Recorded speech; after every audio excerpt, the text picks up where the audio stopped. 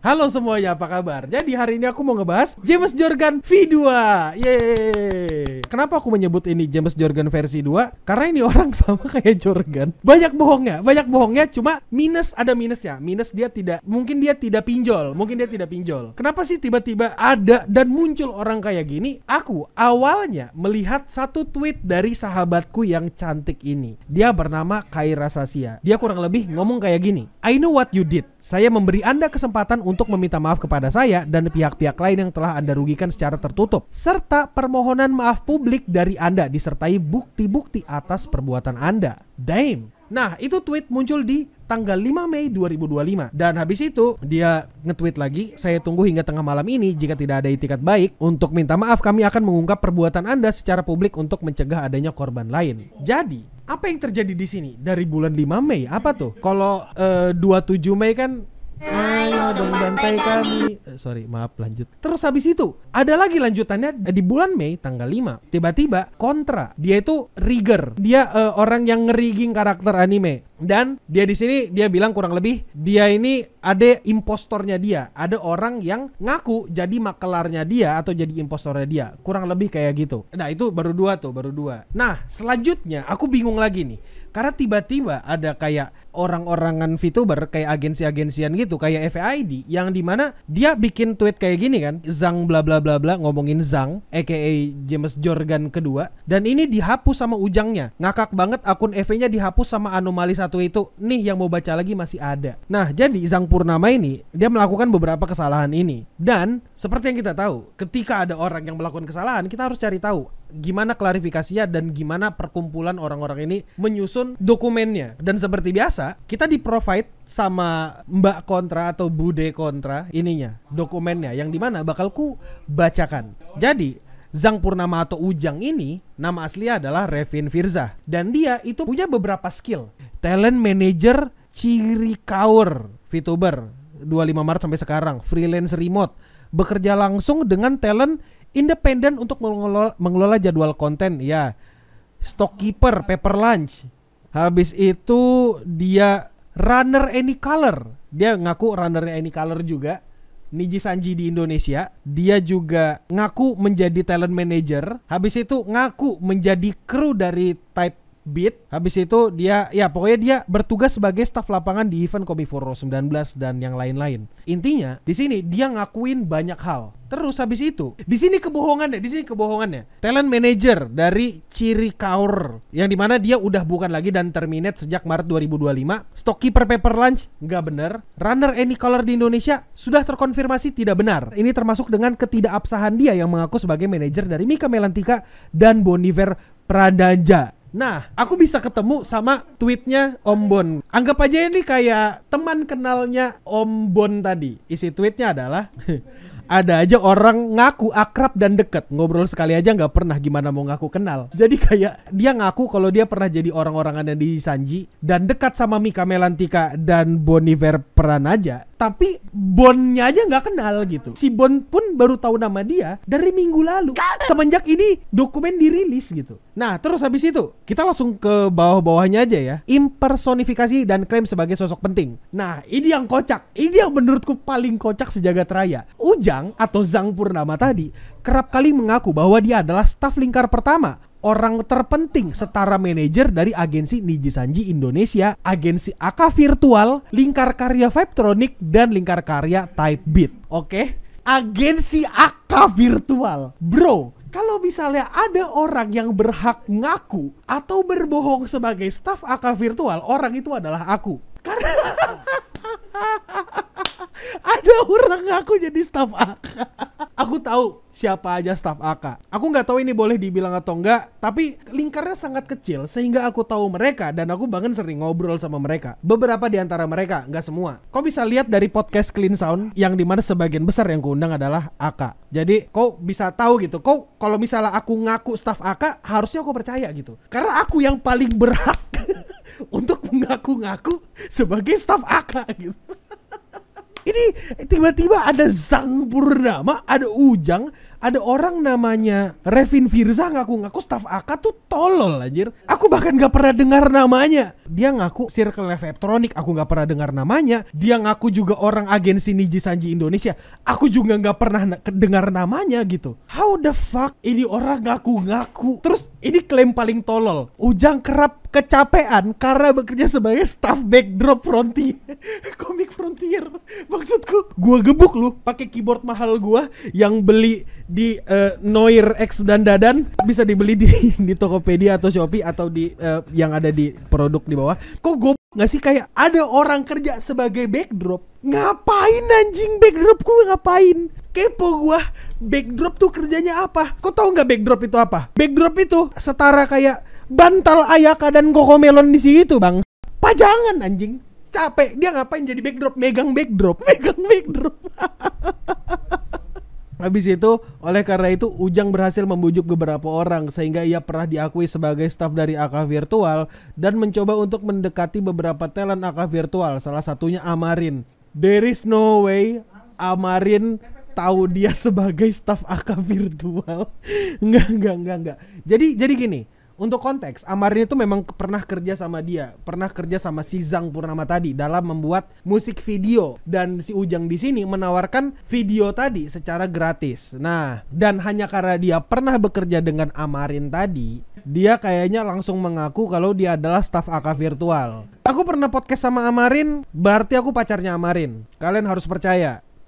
Sekarang masuk akal gak dengan klaim seperti itu? Kan tolol ya. Kayak gue gitu, aku nggak tahu anjing ini orang make apa, barang apa yang dia pakai sehingga dia bisa ngeklaim kayak gini. Nah, terus dia membuat klaim berlebihan sebagai staf penting sekaligus manajer dari Amarin tanpa sepengetahuan Amarin. Agak goblok kalau dipikir-pikir. Terus habis itu klaim Ujang sebagai perantara. Nah, di sini nih dia ngeklaim kalau dia itu adalah perantara atau dia itu adalah maklar atau sales, yang dimana dia ini kayak berusaha mewakili studio tertentu atau orang tertentu, individu tertentu untuk menawarkan jasa sebagai rigging. Nah, yang dimana salah satu korbannya adalah Kontra. Nah, terus habis itu gertakan Ujang terhadap konfrontasi dari berbagai pihak dikarenakan perilakunya sudah mulai terdengar oleh banyak pihak. Ujang sempat dikonfrontir oleh berbagai pihak, namun Ujang menghapus semua sosial media yang ia buat, serta sempat memberikan tanggapan berupa gertakan. Seorang informan ditemukan merekam bahwa Ujang sempat ingin memberikan laporan hak cipta terhadap karya-karya yang ia berikan gratis tanpa tuntutan kepada teman-teman talent yang dia dulu pernah manage. Oh, oke. Ini menurut gua agak goblok. Intinya si Ujang di sini, si Ujang itu pernah konfrontasi orang-orang, dan ketika dia terekspos, dia itu ngomong dia mau ngancam, ngeklaim copyright. Nah, ngeklaim copyright beberapa karya-karya yang dia gratiskan gitu kurang lebih. Kita lanjut ke penutup. Dengan ada informasi ini, ya komunitas untuk berhati-hati sama Revin Firza Putra Mulia atau Zang Purnama atau Ujang. Oke. Lanjut ke testimonial individual. Jadi untuk Zang atau Ujang, Revin ini pindah ke tempat kosku, membawa 10 juta investasi yang diberikan investor untuk EV yang dipegang oleh Zang sepenuhnya sebagai self-claim CEO EV. Damn, berarti dia ngaku jadi CEO, terus habis itu dia dikasih duit 10 juta. Gua CEO AK Virtual, kalian transfer 10 juta ke aku sekarang. Buruan, aku tunggu. Kalau kalian gak subscribe, rumah kalian akan kebanjiran dalam 5, 4, 3, 2, 1. Oke, kita lanjut. Oke, lanjut. Saya satu kamar bersama Ujang sejak November ketika kita pindah EV. What? Selama dari November, saya dan mama saya di sini banyak mensupport dia, mulai dari memberi makan dan hal kecil sebagainya. What? Bro numpang anjir. Bro numpang hidup. Kau percaya nggak? Orang yang bekerja sebagai backdrop Komifuro, yang bekerja sebagai stockkeeper Paper Lunch, orang yang pernah kerja buat Niji Sanji dan AK Virtual, tiba-tiba numpang sama orang buat disupport. Anjing gokil. Kemana kah duitnya? Dipakai judi? I don't fucking know, man. Gila, dia ngaku jadi editornya Michi juga waktu itu. God damn. Pada bulan Februari mulai terjadi kejadian yang membuat saya murka karena saya menerima laporan dari pemilik kos bahwa Zang belum membayar kos sejak Januari dan mengharuskan kita membayar denda yang lumayan, hampir 1 bulan sewa. Damn. Kau mau tahu satu lagi nggak? Si Zang ini bilang kalau tadi dia ada motor di rumah pacarnya. Kau tahu nggak? Kalau ternyata dia itu ngaku kalau dia adalah cowoknya Kaira. Dia ngaku kalau dia adalah cowoknya Kaira Saskia. Bro, kok bisa ngelihat Kaira yang lucu ini tiba-tiba pacaran sama Zhang Purnama? Goddamn. Terus kamu tahu yang kocak nggak? Dia di sini ngeklaim nih, dari sini klaim memulai pacaran. Jadi dia nih ngaku pacaran sama Kaira. Terus habis itu dia ngaku kalau dia ke gereja bareng sama Kaira. Dia ngeklaim ke gereja bareng sama Kaira yang di mana? Kaira Islam. So much shit going on, man.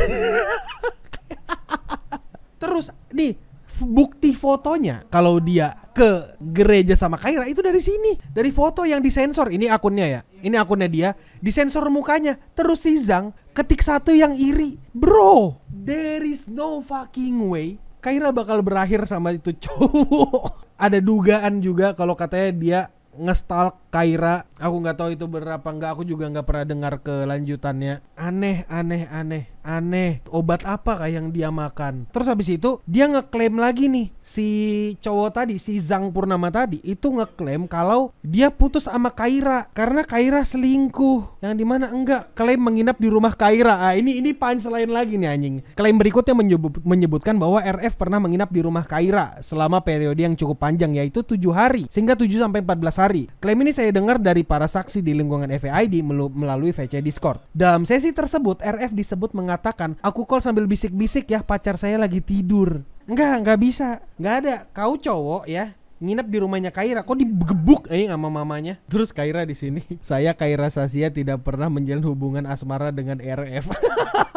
Kasian banget anjing. Hubungan mereka tuh, dia ngaku klaim itu gara-gara pernah nonton konser Ado kan, dongo ya. Nah terus habis itu dia ngaku kalau dia sudah banyak pengalaman di bidang editing klip video sampai sempat diminta tolong edit video punya Michi. Kalian tau Michi Mochi, VTuber dari Vsojo yang selalu ngomong bahasa Inggris, ya kadang-kadang ngomong bahasa Indonesia juga. Dia ngaku kalau dia minta dieditkan sama Michi, yang dimana kayaknya Michi nggak bisa dikait-kaitkan sama drama ini sih. Agak nggak enak juga buat ngaitkan orang yang circle-nya di luar Indonesia gitu. Yang tadi dia ngaku-ngaku jadi manajernya Bon atau ngurusin Bon Jonavier itu pun juga nggak bener. Bahkan udah terkonfirm sama Bonnya sendiri. Ini juga nih ada nih, lucu banget sumpah, tukang ngarang beneran dari yang katanya ngaku staffnya Typebeat, manajer agensi VTuber gede, sampai pacarnya Kaira dan gereja bareng. Kita baca nih apa aja yang udah dilakukan sama Zhang Purnama atau si RF tadi. Ini semua diduga ya. Ini diduga allegedly. Semua dari awal tuh diduga semua tuh. Kecuali yang udah ngasih bukti ya. Ini dugaannya nih. Zhang telah menyalahgunakan wewenangnya, yaitu melakukan penggelapan dana investasi sebesar 10 juta.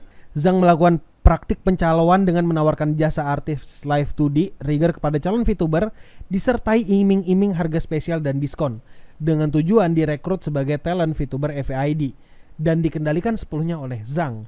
Zhang melakukan berbagai penipuan untuk kepentingannya pribadi dengan membawa nama baik FAID ke dalamnya. Zhang telah melakukan impersonifikasi dan klaim dirinya sebagai sosok penting di beberapa komunitas atau proyek karya kreatif dengan tujuan meyakinkan dan menarik korban berikutnya. Kau adalah orang yang sangat-sangat miskin dan sangat-sangat worthless ketika kau menipu.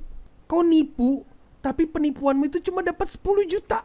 Itu kau, dirimu bener-bener worthless, dirimu bener-bener gak berharga, dan kau tuh kayak gak ada harganya gitu. Maksudku gini loh, aku kasih tau kau baik-baik ya. Kau udah klaim ABCD nih, klaim ABCDEFG nih, ya kan? Terus kau nipu 10 juta, kau menghancurkan reputasimu, terus cuma dapat 10 juta. Anjing, kata gua mah rugi. Orang gila. Nih, testimoni dari Ruka. Sempat pindah ke Costco membawa 10 juta investasi. Kau menghancurkan reputasimu gitu. Terus kau cuma dapat 10 juta.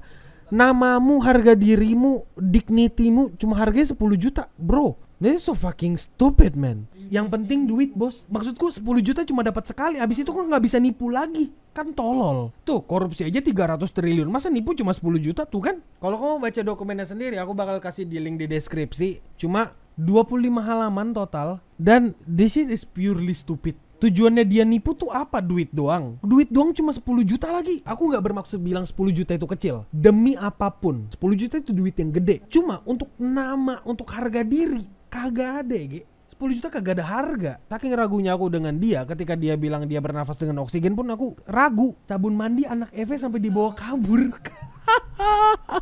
Anjing, yang bener aja anjing. Astaga naga. Nah, ini juga kocak nih aja. Ini juga kocak nih. Perilaku Ujang terhadap EVID dan Asobu Production. Selain Ujang klaim bahwa dia pemilik atau CEO dari EVID, terdapat fakta dan realita lain bahwa Ujang tidak melakukan job desk dengan baik. Dari sisi EVID, Ujang kerap sibuk dengan urusannya sendiri, managing Asobu alternya, doom scrolling TikTok, main game MLBB dan HOK, nonton dan ketahuan simping VTuber perempuan lainnya non-talent EVID maupun Asobu, mainin alat DJ dan MIDI, dan ngerokok atau vape berjam-jam. Dia masih ngerokok, dia ngerokok. Padahal selama November saya dan mama saya, ini mamanya dia, mamanya si Ruka, itu mensupport dia memberi makan dan hal lain. Aku perokok, cuma kayak the fuck, beli rokok gak bisa beli makan, kerja kagak bener. Yelah, orang-orang Vaptronic juga klarifikasi.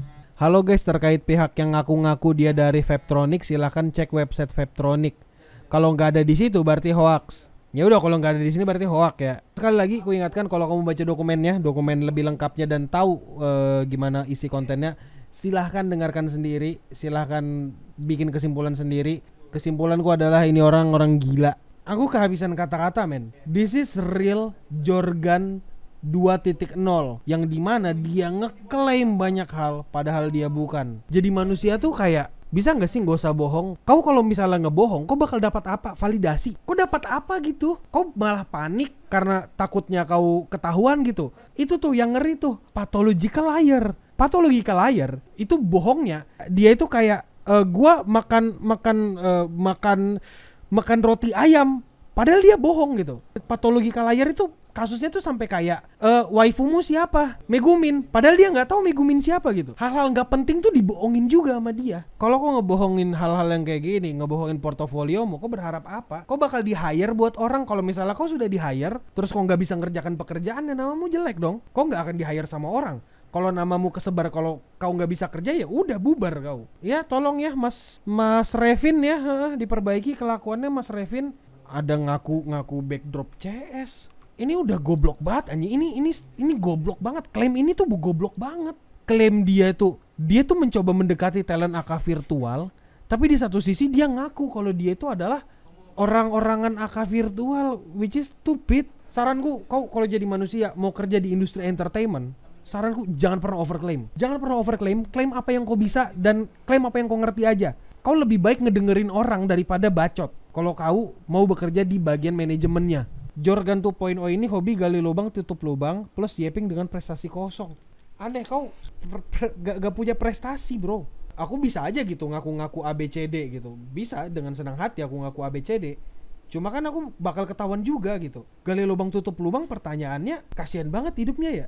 Tapi terserah lah gimana pendapat kalian tentang orang ini. Aku jujur sangat-sangat kesal sih ngeliatnya, aku kesal sih. Kayak gini, ini ngerugikan banget anjir. Dia ngaku staf AK. Kalau misalnya dia berulah, mulai tuh rumor beredar ada staf AK yang ABCDEFG. Staf AK ada yang pernah minjem duit gua. Ntar ujung-ujung kayak gitu. Semoga orang kayak gini hilang lah, nggak usah ngapa-ngapain lah. Yaudah, kau kasih pendapatmu di kolom komentar. Ya udah, dadah.